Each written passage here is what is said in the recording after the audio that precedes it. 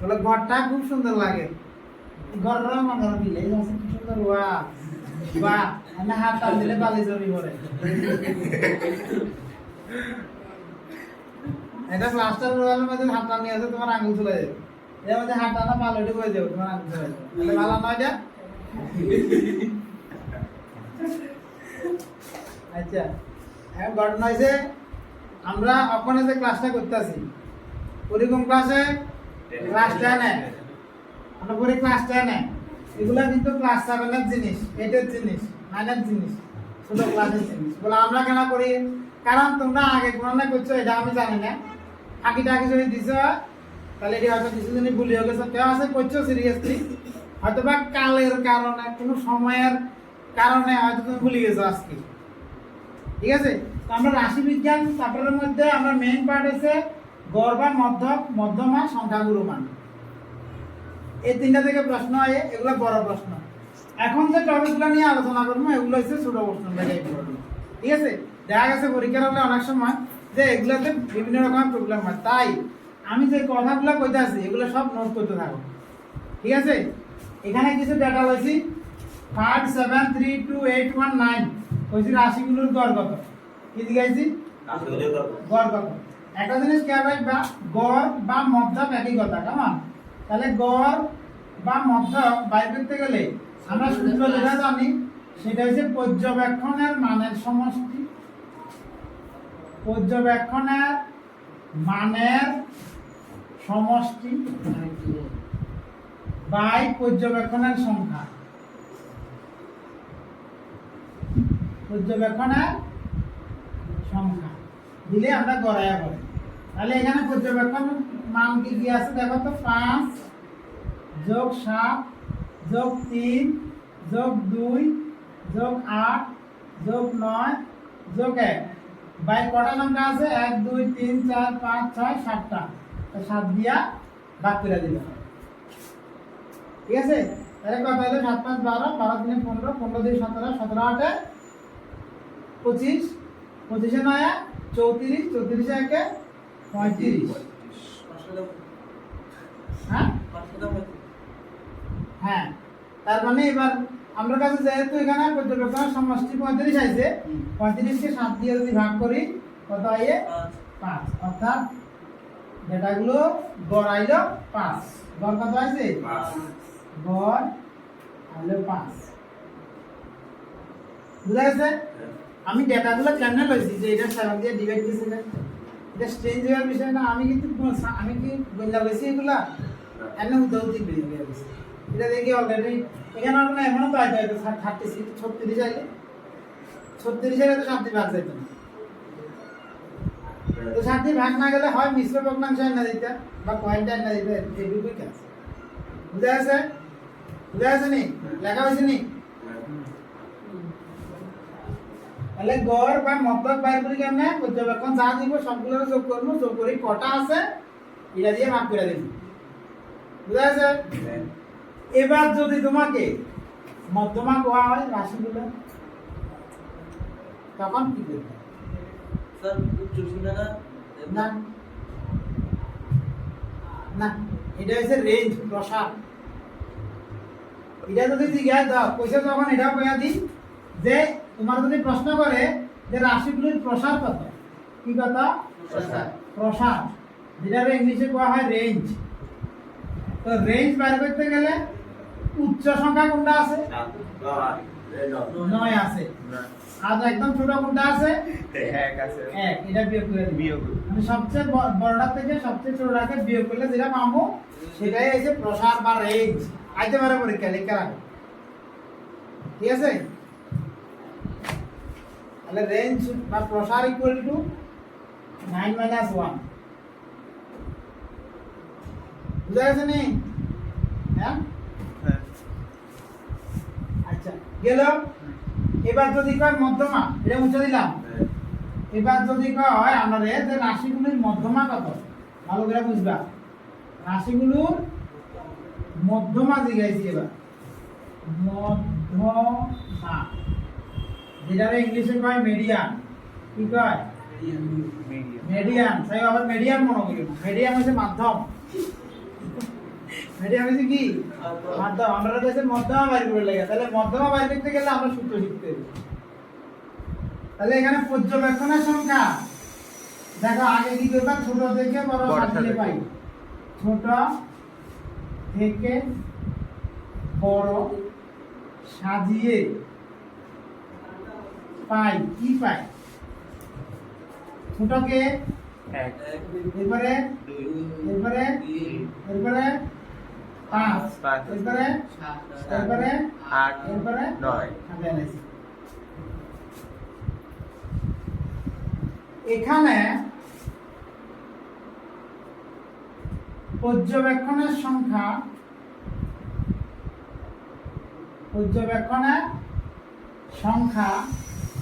n equal to 7। কটা আছে সংখ্যা এখানে? 7টা আছে। পর্যবেক্ষণ সংখ্যা কটা আছে এখানে? 7টা।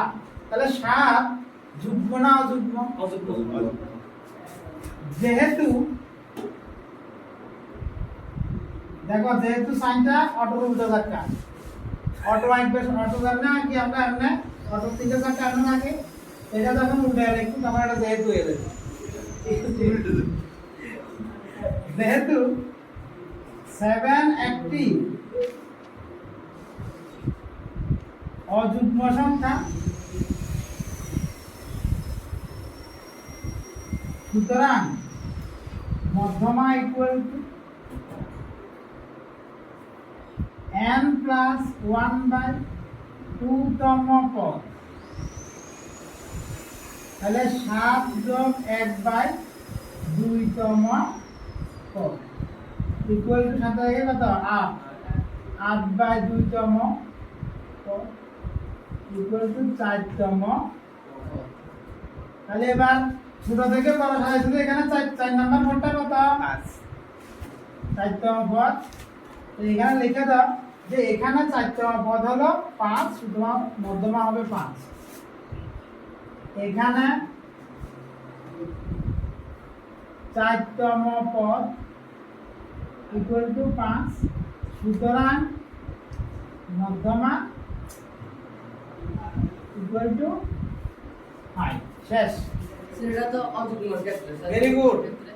যদি n আজকে এখানে কাউন্ট করার পরে যদি এখানে 8 আইতো, 10 আইতো, মানে যে কোনো ইভেন নাম্বার আইতো, যুগ্ম সংখ্যা আইতো, ইভেন মানে কি যুগ্ম সংখ্যা আইতো, তাহলে কি হইতো?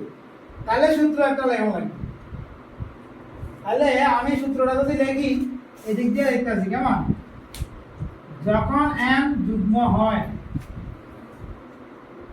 যখন তোমরা এটা নিচে লিখে গেছো কেমন? n যুগ্ম সংখ্যা হয়, মধ্যমা ইকুয়াল টু, পুরো লম্বা দাগ দিবা, উপরে n/2 তম পদ প্লাস n/2 প্লাস 1 তম পদ হোল বাই 2। এই সূত্রটা লিখে দিই।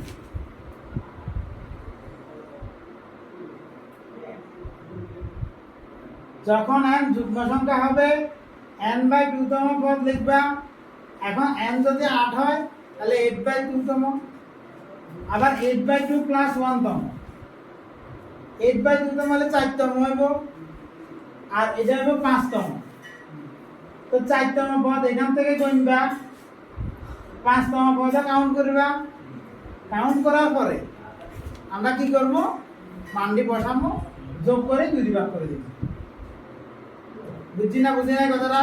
জি হ্যাঁ, শুধু আমরা ছোট থেকে বড় সাজামো, সাজাবার পরে 4 তম, ধরো এখানে সংখ্যা ধরো 8টা, এখানে সংখ্যা ধরো 8টা, তাহলে এটার মধ্যমা কি হইতো? মনে করো আমি এখানে 8টা সংখ্যা লিয়ে নিলাম, সে এখানে লিয়ে নিলাম একটা সংখ্যা, কত লিখলাম? 6। তাহলে এটা হচ্ছে 6, ঠিক তো? এবার আমার কাছে দেখি এটা এখন এটা আবার এটার সঙ্গে অ্যাড করিও না, কেমন? এটা এক্সট্রা করে তুলবো না একবার, এটা মানে তাই এখানে এইবার এই জায়গার মধ্যে আমরা সূত্র দিতে হবে কোনটা? এটা। তাহলে এখানে দেখো n/2 তম মানে এখানে মোট সংখ্যা কত আছে? 8টা না? 8টা হলে 8/2 মানে কি হইব 4তম হইব আর এটা তো হইব 5তম বাই 2 4তম কত কত 1 2 3 4 4 নাম্বার আছে 5 আর 5 নাম্বার আছে 6 তাহলে 5 যোগ 6 বাই 2 মানে 11/2 কাটাকাটি করলে 5.5 অর্থাৎ তখন মধ্যমা আইতে 5.5 বুঝা গেছে হ্যাঁ ও 4তম এটা দরকার হলে শর্টে লিখে রাখো এক্সট্রা কোনো একটা জায়গা দিয়ে এই জায়গাটা ডাইরেক্ট ছোট থেকে বড় সাজাই এটা লিখে দাও তাহলে হয়ে যাবে কেমন কিসে স্নেহাদীপ হ্যাঁ দাদারি কিসে এটা দেখা যাচ্ছে না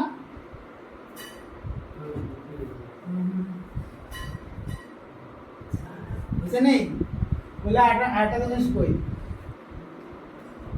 সংখ্যাগুলো রয়ে গেছে না এরকম ডাটাতে যদি সংখ্যাগুলো বা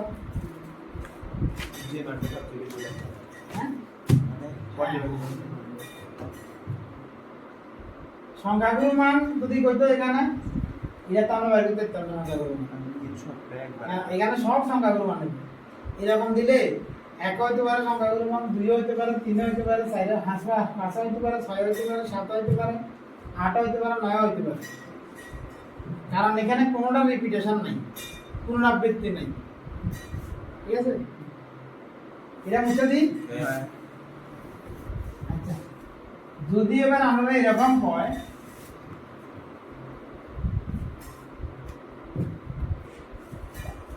সংখ্যা মনে করো এবার এরকম হয়েছি 7 2 3 8 3 4 8 3 9 ঠিক আছে এটা জিজ্ঞাসি যে সংখ্যাগুলো মান কত কি জিজ্ঞাসি রাশিগুলো সংখ্যাগুলো মান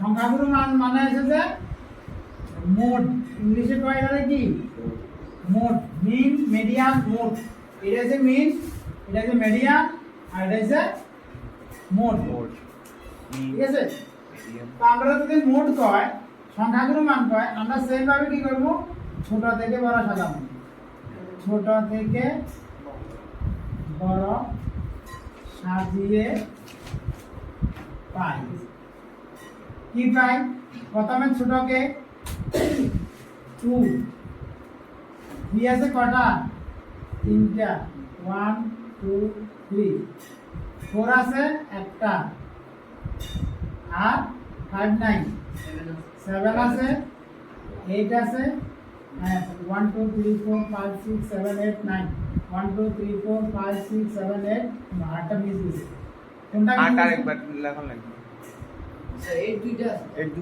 8 দুইটা স্যার মিস দিলে কেন বুঝা গেছি এটা টেকনিক তোমরা ইউজ করবে হ্যাঁ তাহলে এরকম সাজাবার পরে আমরা দেখব সবচেয়ে কোন সংখ্যাটার বেশি পুনরাবৃত্তি হয়েছে 3 এখানে দেখো কি এখানে 3 সবচেয়ে বেশি পুনরাবৃত্তি সবচেয়ে বেশি পুনরাবৃত্তি হয়েছে সুতরাং সংখ্যাগুলো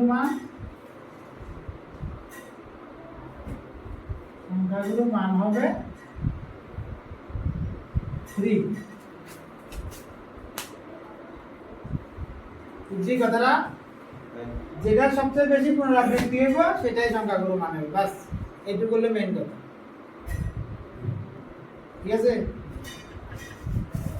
মুছে দিলাম এবার আমরা বইতে বুঝি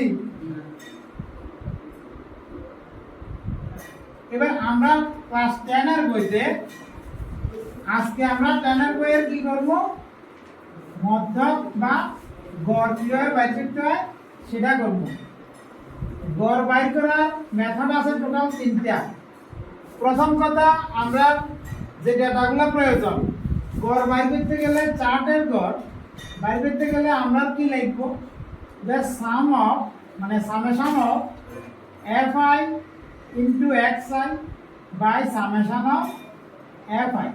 এই যে চিহ্নটার কথার অর্থ হচ্ছে সাম করো। এই সামেশন কই কথার মানে মধ্যে আছে সামেশন মানে কি সাম করো কাকে fi ইনটু xi এর সবগুলাকে। এবার কোনটা fi কোনটা xi তোমরা সেটা জানতে লাগবে। যে সূত্রটার প্রত্যেকটা জিনিস ভালো করে বুঝবো এর কাছে অঙ্কগুলো একদম ইজি। fi আর xi কি সেই জিনিসগুলো তোমাকে বুঝতে লাগবে। অর্থাৎ fi xi এর যা জিনিস আসবে সবগুলোরে সাম করতে হবে। আবার fi এর মধ্যে যা আছে সবগুলোরে কি করতে লাগবে সাম করতে লাগবে। এবার সাম কথার মানে কি যোগ করবে লাগবে যোগফল।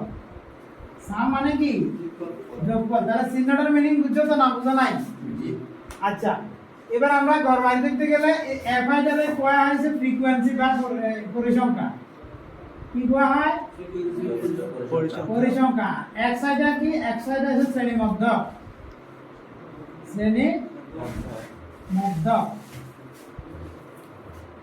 বুঝছো? তো ধরো আমার কাছে বইতে যে চার্টগুলো থাকে এগুলো এরকম থাকে 10 থেকে 20 20 থেকে 30 30 থেকে 40 40 থেকে 50 50 থেকে 60 ধরো এটুকু বললাম, ঠিক আছে? এবার এখানে পরিসংখ্যা এটা হচ্ছে ক্লাসিফিকেশন শ্রেণী বিভাগ। এখানে কি কয় শ্রেণী বিভাগ। আর এটা হলো তোমার পরিসংখ্যা। এই পার্টটারে যেটা বইতে দেওয়া থাকে সেটা হলো পরিসংখ্যা। এই দুইটা পার্ট আমাদের বইতে কোশ্চেনে আছে, ঠিক আছে? এবার দেখো মনে করো 10 থেকে 20 পরিসংখ্যা দিছে 5, এটা দিছে মনে করো 3, এটা দিছে মনে করো 7, এটা দিছে মনে করো 2, এটা দিছে মনে করো 8 না 8 না কত নিতাম 4, ঠিক আছে? বুঝছি কথাটা? প্রয়োজন না যদি 7টা এখানে লিখে মনে আছে দরকার নাই দিতে হবে।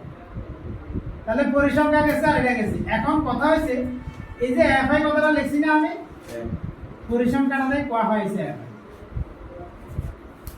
পরিসংখ্যাটাতে কি কোয়া হয় fi মানে কি ফ্রিকোয়েন্সি। ওই ফ্রিকোয়েন্সি থেকে fi ফ্রিকোয়েন্সি মানে পরিসংখ্যা, বুঝছো না? এবার তাহলে ফ্রিকোয়েন্সি যখন তোমার কাছে দেওয়া আছে এবার তোমার কাছে কি লিখবো দেখো তো fi আর fi তোমার কাছে জানা হয়ে গেছে xi টা লিখবো তোমরা। xi মানে কি শ্রেণী মধ্যক। তাহলে শ্রেণী মধ্যক xi। শ্রেণী মধ্যক আমরা কিভাবে বাই করি? Upper limit plus lower limit by 2 করলে শ্রেণী মধ্যক বাই করি। মানে উচ্চ শ্রেণী সীমা প্লাস নিম্ন শ্রেণী সীমা বাই 2। তাহলে আমরা এখানে যেটা কইছি যে xi equal to upper limit plus lower limit কে 2 দিয়ে ভাগ করলে আমরা যেটা পাবো সেটাই হচ্ছে শ্রেণী মধ্যক। মানে শ্রেণীর মধ্যম বিন্দুটা, মধ্যক মানে কি মধ্যম বিন্দুটা। তাহলে এখানে 10 আর 20 এর মধ্যম বিন্দু কোনটা হইব? 10 আর 20 কে যোগ করো 30 30 কে 2 দিয়ে ভাগ করো 15। বুঝছি? তাহলে প্রথম চাপের ক্ষেত্রে এটা আমরা একটু লিখে রাখি পরে যাতে এগুলো সমস্যা না করে। তাহলে 10 প্লাস 20/2 মানে আইব 30/2 মানে আইব 50। তাহলে 20 আর 30 প্লাস করলে আইব 50। তাহলে 25। এরপর 70 35, ঠিক আছে? এবার দেখো এখানে যদি রেঞ্জগুলো সমান সমান থাকে 10 থেকে 20 10 এর গ্যাপ তো 20 থেকে 30 10 এর গ্যাপ মানে এখানে যেটা শেষ হইছে এখান থেকে সেটা শুরু হইছে আবার। এটা অবিচ্ছিন্ন শ্রেণী দৈর্ঘ্য আছে। যদি এগুলা বিচ্ছিন্ন শ্রেণী দৈর্ঘ্য দে আগে আমার এগুলাকে অবিচ্ছিন্ন শ্রেণী দৈর্ঘ্য বানাইতে লাগে 0.5। হ্যাঁ এটা ক্লাস 9 শিখাইছি, ক্লাস 9 আসলে এগুলাকে অবিচ্ছিন্ন শ্রেণী দৈর্ঘ্য কিভাবে বানাই? প্রথম শ্রেণী সীমা থেকে 0.5 বিয়োগ আর পরবর্তী শ্রেণী সীমার সঙ্গে 0.5 যোগ 0.5। ঠিক আছে? এবার দেখো যখন তুমি শ্রেণী মধ্যকগুলো বাইর করো এই রেঞ্জগুলো যদি সমান সমানে থাকে তাহলে দেখবা এখানে গ্যাপ কতটুকু আছে, কতটুকু আছে 15 25 25 35 10 করে দিয়েছে তাহলে এবারটা কত আইব 45 এবারটা 55 এটা করা লাগে না আর কি বুদ্ধি এগুলো হচ্ছে বুদ্ধি নাহলে বারবার ক্লাস করে আবার না করা না বুঝা গেছে নি আচ্ছা এবার আমরা আরেকটা জিনিস লিখবো যে এফআই এর সঙ্গে এক্সআই এর গুণফল গুলো এফআই এর সঙ্গে এক্সআই এর তাহলে এফআই ইনটু এক্সআই এর গুণফল গুলো তুমি বাইর করবে তাহলে কি আইতেছে দেখো তো 5 15 কত 75 3 25 কত 75 7 35 কত 5 7 35 5 3 3 টা 1 3 24 245 45 তো গুণে কত 90 55 4 55 কত 7 20 7 20 22 220 এটা কেমনে করছি বুঝছো তো এফআই এর সঙ্গে এক্সআই এর গুণ করে করে লিখছি দরকার হলে এখানে লিখে রাখো 5 ইনটু 15 বুঝতে লাগা এখানে 3 গুণ 25 এরপরে 7 গুণ 35 এরপরে 2 গুণ 45 এরপরে 4 গুণ 55 যারা বুঝতে অসুবিধা তারা এই জায়গাটা একটু লিখে রাখবা প্রথম চার্টের ক্ষেত্রে তাহলে দেখবা এরপরে তোমার আর কষ্টগুলো হচ্ছে না ঠিক আছে তাহলে যখন এফআই এক্সআই বাইরে গেছে এবার আমরা সাম করতে হইব দেখো এই কি করতে লাগবো সাম মানে যোগ করতে হইব এগুলা সবগুলা তো আমরা এখানে লিখলাম summation of FI into XI তো সবগুলো প্লাস করো কত হইব এখানে আছে 75 245 90 আর 220 প্লাস করলে 5 তারপর আইলো 2 5 5 10 15 5 1 সাথে একে 8 8 এর সাথে 15 15 করে 19 19 আর 9 মানে 18 28 28 দিয়ে 30 এর 0 হাতে 3 তাহলে 2 2 4 3 7 705 কত আছে 705 705 তারপর কি লিখবো দেখো সামেশন এফআই এক্স এর ভ্যালু গেছে এবার শুধু সামেশন এফআই লিখবো মানে এই চার্টের সবগুলোরে প্লাস করতে লাগবে তো এখানে করলে 4 দিয়ে 6 7 6 13 13 3 16 16 আর পাশে 21 তো তাহলে এখানে 21 হ্যাঁ একদম টোটাল এটা কোয়া হয় প্রত্যক্ষ পদ্ধতি ডাইরেক্ট মেথড ইংলিশে আছে ডাইরেক্ট মেথড আর বাংলায় কোয়া হয় প্রত্যক্ষ পদ্ধতি ঠিক আছে তো এবার আমরা কি করব সুতরাং গড় ইকুয়াল টু কাকুরা দিব সুতরাং গড়কে x বার দিয়ে লাগে কি দিয়ে লাগে x বার গড় equal to summation of fi xi by summation of fi অর্থাৎ 705 কে 21 দিয়ে ভাগ কইরা উত্তরটা আমাকে কালকে জানাইবা দেখা যাক এবার কে পারে আর কে না পারে ভাগটা কি ফেলতে না কে ফেলতে না একটা হাত তোলো তো ভাগটা সবাই খাইবা নাকি ওকে ডিভাইড করে এটা লিখে লাগবে কেমন মুছে দিলাম দেখা যাচ্ছে নি শিওর নেই এই চারটা আমি কিন্তু সবাই এই দেখো এই একটা চার্ট দিয়া আমি গড় করাইছি মধ্যমা করামু আবার সংখ্যাগুলো মানা করামু একই চার্ট দিয়ে যখন সবগুলো অঙ্ক করবো তখন আপনার কাছে জিনিসটা গিয়ে পাওয়া যাবে বুঝা গেছে